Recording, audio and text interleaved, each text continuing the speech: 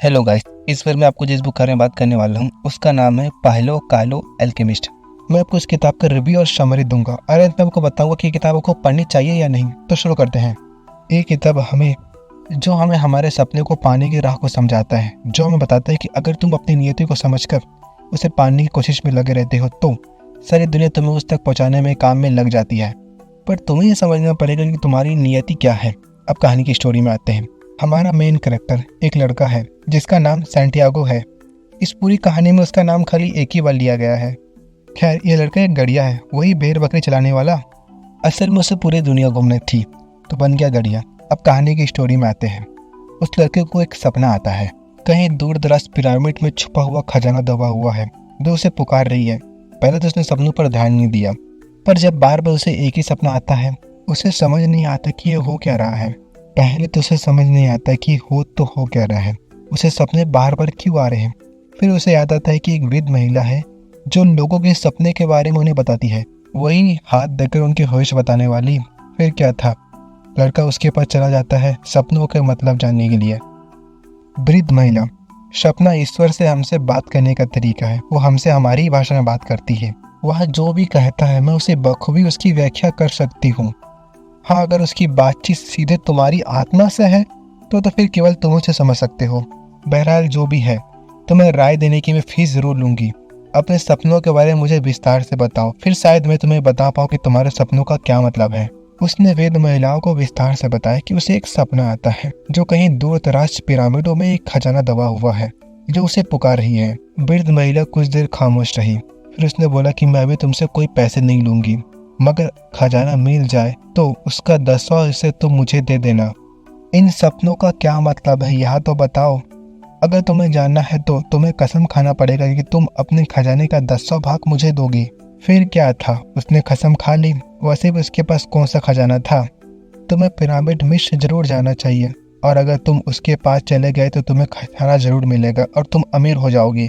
पहले तो लड़कों को काफी ज्यादा गुस्सा है कि क्या बकवास हो रहा है। फिर ध्यान आया कि इसे सब कौन सा फीस देना है। लड़का पूछता है कि अच्छा यह तो बताओ कि मैं मिस्र कैसे पहुंचूंगा। मैं तो केवल सपने बताती हूँ, उसे कैसे सच करना है यह मैं नहीं जानती, या तुम पर है कि तुम क्या करते हो।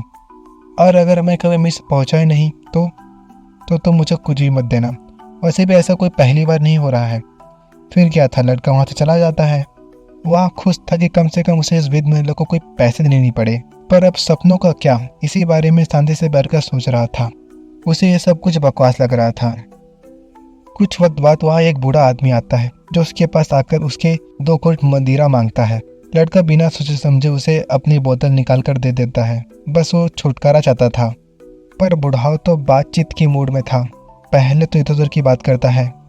लड़का पहले काफी परेशान हो गया कि बुढ़ाओ चाहता क्या है। फिर उसने पूछा कि आप दिखने से अरब लगते हो, आप कहाँ से हो। बहुत सारी जगहों से। कोई बहुत सारी जगहों से कैसे हो सकते हैं। लड़का को सब बकवास लग रहा था। फिर बुढ़ाओ कहा सलेम से।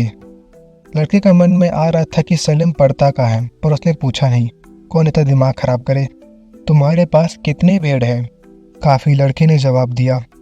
वह समझ रहा था कि बूढ़ा आदमी उसे और कुछ अधिक जानना चाहता है।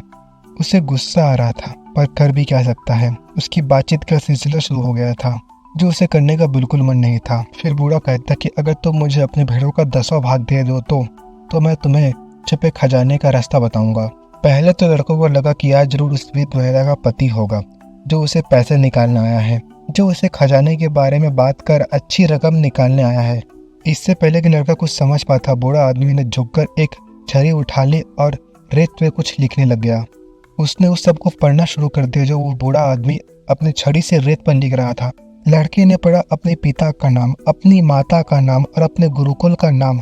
उस व्यापारी के लड़की के नाम भी पढ़ा जो उसे खुद मालूम नहीं था, और उसने पढ़ा वह सब जो उसने कभी किसी को कहा ही नहीं था, केवल सोचा था। इस बूढ़े आदमी ने कहा था कि मैं सलेम का बादशाह हूँ। आश्चर्य है, एक बादशाह होकर आप मुझ गड़िए से बात कर रहे हैं। इसके क्या कारण हो सकते हैं। यूँ कहो कि सबसे महत्वपूर्ण बात यह है कि तुमने अपनी नियति खोज ली है। तुमने अपनी नियति को पाने की कोशिश की, एक मंजिल तक आप पहुंचे हो, पर यहाँ पहुंचने के बाद तुम सब कुछ छोड़ देना चाहते हो। तुम्हारी नीति तुम्हें पुकार रही है और तुम सब कुछ ऐसे ही छोड़ देना चाहते हो। आप ऐसे ही मौके पर हमेशा इसी तरह पकड़ हो जाते हो। लड़के ने बूढ़े से कहा, हमेशा इसी तरह नहीं, पर मगर हाँ, किसी न किसी रूप में तो आ ही जाता हूँ। लोग बहुत जल्दी अपने जीवन में यहाँ समझ जाते कि उनके होने का क्या वजह है, पर शायद इसीलिए उतना ही जल्दी वे अपने हाथ खड़े कर देते हैं। अक्सर ऐसा ही होता आ रहा है। लड़के ने बूढ़े को याद दिलाया कि आप किसी खजाने के बारे में बात कर रहे थे। बूढ़े ने जवाब दिया, अगर तुम अपने खजाने के बारे में जानना चाहते हो तो शर्त के अनुसार तुम्हें अपने भेड़ का 10वां हिस्सा मुझे देना होगा। क्या खजाना मिलने के बाद उसका 10वां हिस्सा नहीं चलेगा? अगर तुम उस वस्तु को देने का वादा करते हो जो तुम्हारे पास अभी है ही नहीं, तो तुम उस वस्तु को पाने के लिए प्रयत्न करने की इच्छा भी छोड़ सकते हो। कल इसी समय अपने भेड़ों में से 1/10वां भाग ले आना, तब मैं तुम्हें छिपे हुए खजाने को ढूंढने का रास्ता बता दूंगा। और बूढ़ा वहां से चला गया। अब लड़के के जीवन का सबसे बड़ा फैसला उसे अभी करना होगा। अगर वो फैसला करते कि पिरामिड के पास जाएगा तो अपने सारे भेड़ों को बेचना पड़ेगा, और पिरामिड पहुंचने के लिए उसे कम से कम 2 से 3 साल लग जाएंगे। और पिरामिड पहुंचने के बाद उसे खजाना नहीं मिला तो कंगाल हो जाएगा। और अगर वह जाने का फैसला नहीं करता है तो जैसा था वैसे ही चलेगा, वो गरे का गरे रह जाएगा। सिंपल सी बात है, भविष्य की चाह के लिए उसे आज बहुत कुछ खोना पड़ेगा, और गारंटी यह भी नहीं है कि वो जिस चीज के लिए छोड़ रहा है वो उसे मिल जाए। हमारे जीवन में भी एक न एक ऐसा वक्त जरूर आता है जब हमें फैसला करना पड़ता है कि हमें क्या करना है। अगले दिन दोपहर को लड़का फिर बूढ़े से मिला। वो अपने साथ 6 भेड़ लाया था।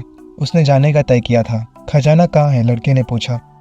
मिस्र के पिरामिड के पास। वह बूढ़ी औरत ने भी यही कहा था, मगर उसने तो उससे एक कौड़ी भी नहीं ली थी। तुम खजाना को पा सको इसके तुम्हें कुछ चिन्हों को अनुकरण करना होगा। ईश्वर ने हर व्यक्ति के लिए एक पथ बनाया है, तुम्हें बस उन चिन्हों को पहचानना और समझना होगा जो उसने तुम्हारे लिए छोड़े हैं। फिर क्या था, वह बूढ़ा व्यक्ति उस लड़के से अपने भेड़ को लेकर वहां से गायब हो गया। अब यहाँ से स्टोरी आगे चली जाती है। लड़का अफ्रीका पहुंच जाता है। अब यहाँ से उसकी जर्नी शुरू होती है। अफ्रीका का माहौल उसे थोड़ा अजीब लगता है। उसके लिए यह जगह नई थी। यहाँ की भाषा और कल्चर के बारे में कुछ भी नहीं पता था। उसे यह जगह काफी डरावनी लग रही थी। केवल एक बात ऐसी थी जो उसके खजाना तक पहुँचाने में देरी के कारण बन सकती थी। वह यह था कि इस देश में केवल अरबी भाषा बोली जाती है, और उसे अरबी भाषा नहीं आती है, उसे खाली स्पेनिश भाषा आती है। लड़का इसी बारे में सोच रहा था, तभी उसे एक आवाज सुनाई देती है। तुम कौन हो? स्पेनिश भाषा में किसी ने पूछा। लड़का को सुकून मिला। वह चिन्हों और शकुनों के बारे में ही सोच रहा था, और यहाँ कोई पकड़ हो गया। अरे आप स्पेनिश भाषा कैसे बोल लेते हैं? लड़के ने पूछा। उसकी उम्र और कद लगभग उसी के समान थी। यहाँ हर कोई स्पेनिश भाषा ही बोलता है। स्पेन यहाँ से 2 घंटे की दूरी पर है। खैर, लड़का उससे पूछता कि पिरामिड कैसे पहुंचा जा सकता है। मैं चाहूंगा कि तुम मुझे पिरामिड तक ले चलो, और अगर तुम मेरा गाइड बनते हो तो मैं तुम्हें इसका भरपूर मेहनत भी दूंगा। तुम्हें पूरा सहारा रेगिस्तान पार करना होगा, और इसके लिए तुम्हें काफी पैसे की जरूरत पड़ेगी। कितने पैसे है तुम्हारे पास? लड़का को उसका सवाल बड़ा अजीब लगा, लेकिन तभी उसे बूढ़े बादशाह की नसीहत याद आ गई। जब तुम सचमुच किस चीज को पाना चाहते हो तो संपूर्ण सृष्टि उसे पाने की पसंद रचती है। उसने अपने थाली से पैसे निकालकर उसे दिखाया। इतने पैसे काफी होंगे तो हम कब तक पिरामिड पहुंच जाएंगे? इसके लिए हमें सबसे पहले ऊंट खरीदने पड़ेंगे। यह बोलकर उसने लड़के के सारे पैसे अपने पास रख लिए, और वह भी गधा था। उसने उसे सारे पैसे लेने दे दिए। वे दोनों चलते चलते बाजार के चौक पहुंच गए थे। लड़के ने 1 मिनट के लिए भी अपनी दृष्टि उस नवयुवक से नहीं हटाई। हटाते भी कैसे? उसका सारा पैसा उस नवयुवक के पास था। उसके मन में आ रहा था कि अपने पैसे नवयुवक से वापस मांग ले। नहीं, शायद ऐसा करना गैर दोस्ताना होगा। उसे इस जगह के रस्मी रिवाजों के बारे में कोई भी जानकारी नहीं थी। मैं उस पर निगाह रखूंगा, उसने अपने आप से कहा। वैसे भी उस नवयुवक से वह ज्यादा तगड़ा था। इसी बीच उसे एक खूबसूरत तलवार दिखाई दी, जैसे इससे पहले उसने कभी देखा नहीं था। मानो चांदी जवाहर जड़े थे। लड़के ने खुद से वादा किया, जब वो मिर्च से लौटेगा तो इस तलवार को जरूर खरीदेगा। जरा दुकानदार से पता करो इस तलवार की कीमत कितनी होगी, उसने अपने दोस्त से कहा। तब उसे ध्यान आया कि तलवार देखने के चक्कर में उसकी नजरें कुछ समय के लिए नवयुवक से हट गई थी। उसका दिल धक धक हो रहा था। वह नजर घुमाकर उस तरफ देखना नहीं चाहता था, क्योंकि उसे एहसास हो गया कि देख भी पाएगा तो क्या। वह यूं कुछ और पल तक उस तलवार को देखता रहा। फिर हिम्मत जुटाकर उसने गर्दन घुमाई। उसके चारों तरफ बाजार था, लोगों की भीड़ थी, शोर शराबा था, और तरह तरह के अजीबोगरीब खानों की खुशबू थी। मगर उसका नया साथी कहीं नहीं था। उसने अपने मन को भरोसा दिलाना चाहता था कि उसका नया साथी चरपत नहीं हुआ है, और यही कहीं आसपास ही होगा। उसके इंतजार में वह वहीं रुका रहा। सूरज ने भी चलने के ठानी। लड़के ने डूबते हुए सूरज को तब तक देखा जब तक वह चौक के सफेद मकान के पीछे चुप नहीं गया। उसने सोचा, आज सुबह जब सूरज उगा था तो वह जैसे वह किसी दूसरे महाद्वीप में था। जब तक वह गड़िया था जिसके पास अपनी 60 भेड़ थी। इसके लिए वह जाने पहचाने मैदान से गुजरता हुआ उस सुबह उसे सब मालूम थी जो उसके साथ घटित होने वाला था। मगर आज सूरज डूब रहा था। वह किसी दूसरे देश में था, एक अजनबी जगह में, एक अजनबी व्यक्ति जहाँ की भाषा वो नहीं जानता था। अब वह गड़िया भी नहीं रह गया था, न ही उसके पास कुछ बचा था। उसके पास तो इतने पैसे भी नहीं थे कि वापस जाकर एक बार फिर से अपना जीवन शुरू कर सके। सब कुछ सूर्योदय एवं सूर्यास्त के बीच घटित हो गया था। लड़के ने सोचा, उसे अपने आप पर तरस आ रहा था। साथ ही पछतावा भी हुआ कि एक ही झटके में जिंदगी का सब कुछ इस कदर बदल गया। उस बूढ़े आदमी की बात याद आई, जब तुम सचमुच किसी वस्तु को पाना चाहते हो तो संपूर्ण सृष्टि उसकी प्राप्ति के लिए तुम्हारे लिए पचन रचती है। पर यहाँ तो बेचारा कंगाल हो गया था। खैर, जो होना था हो चुका था। अब उस लड़के को यहाँ की भाषा तो नहीं आती थी और उसके पास इतने पैसे भी नहीं थे कि वापस जा सके या फिर पिरामिड के पास जा सके। खैर, लड़का इसी बीच भूखे प्यास भटक रहा था। भटकते भटकते उसे एक दुकान दिखाई थी जहाँ क्रिस्टल के बर्तन लगे हुए थे। यह दुकान पहाड़ी इलाके में थी, इसलिए लोग यहाँ कम ही आया करते थे। अब कोई कांच के बर्तन खरीदने के लिए तो बाहर चढ़ के आएगा नहीं, और कांच के बर्तन भी गंदे और बेढंगे तरीके से पड़े हुए थे। लोग भी क्या ही खरीदते। लड़का दुकान के अंदर जाकर देखता है, वहाँ लिखा हुआ था कि यहाँ बहुत सारी भाषा बोली और समझी जाती है। लड़का मन ही मन खुश हो गया था, कम से कम यह भाषा का तो लफड़ा नहीं होगा।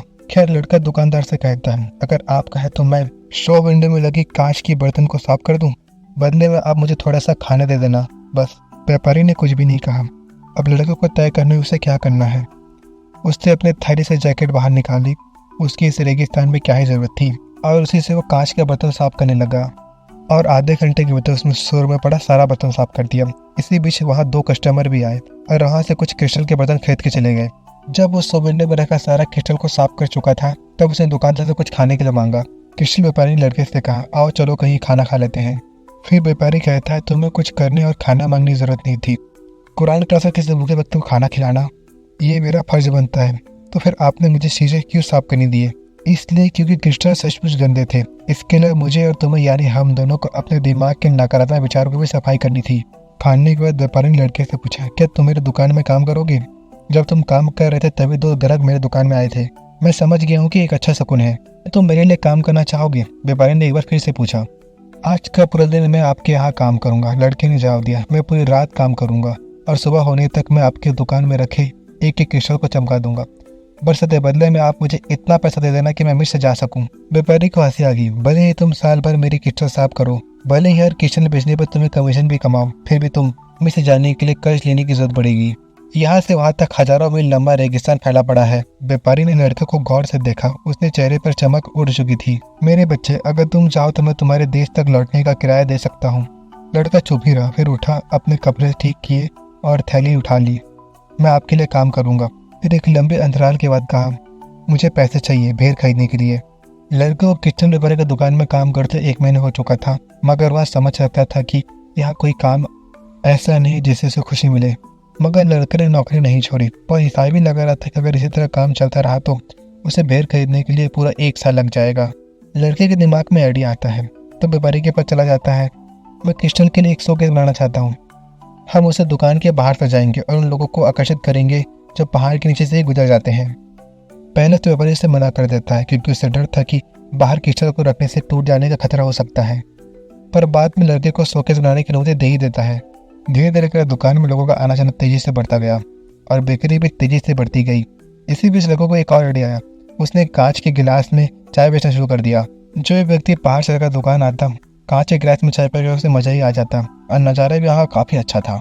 ऐसे ही टाइम गुजरता गया। अब लड़का को यहाँ रहते करीबन 1 साल हो गया था। इसी बीच उसने यहाँ की भाषा भी अच्छी समझ गया था और इसके अलावा उसने इतने सारे पैसे इकट्ठा हो गए थे कि 120 भेड़ आराम से खरीद सकता था। मतलब रईसी की जिंदगी जी रहा था। अब लड़कों को तय करना है कि उसने आगे पिरामिडों के पास जाना है या फिर अपने देश वापस जाना है। ऐसे नहीं लग रहा था कि जहाँ से शुरू किया वही घूम फिर के वापस आ गया, पर इस बार उसने फैसला लेने के लिए ज़्यादा वक्त नहीं लिया। उसने मिस्र पिरामिड जाना तय किया। अब उसे यहाँ की भाषा अच्छे से आती थी, यहाँ का कल्चर उसे अच्छे से पता था और लोगों से कैसे डील करनी है यह भी काफ़ी हद तक सीख गया था। देखो, जिंदगी में ऐसा काफ़ी बार होता है कि हमें ऐसा लगता है कि सब कुछ खत्म हो गया। अब खुद देख लो, अगर उस लड़के के सारे पैसे चोरी नहीं हुआ होता तो यहाँ की भाषा और कल्चर कैसे समझता। इसके बिना तो कभी वो पिरामिडों के पास नहीं पहुँच पाता। इसलिए बुरा वक्त होना भी जरूरी है। और जहाँ तक कहानी की बात है, उसमें काफ़ी कुछ बचा हुआ है जिसे मैं तुम पर छोड़ता हूँ। अगर तुम्हें इस किताब को आगे पढ़ना है तो मैं इसका लिंक नीचे दे दूंगा, तुम वहाँ से खरीद सकते हो। और जहाँ तक इसकी रिव्यू की बात है तो किताब पढ़ने में काफ़ी सिंपल और सरल है और ये आपको आपकी नियति खोजने में काफ़ी हद तक मदद करती है। अगर तुम्हें वीडियो अच्छी लगी तो लाइक, कमेंट एंड शेयर करना और सब्सक्राइब भी करना और मुझे बताना कि मुझे वीडियो बनाने के लिए क्या क्या सुधार करने की ज़रूरत है। चलो बस इतना ही।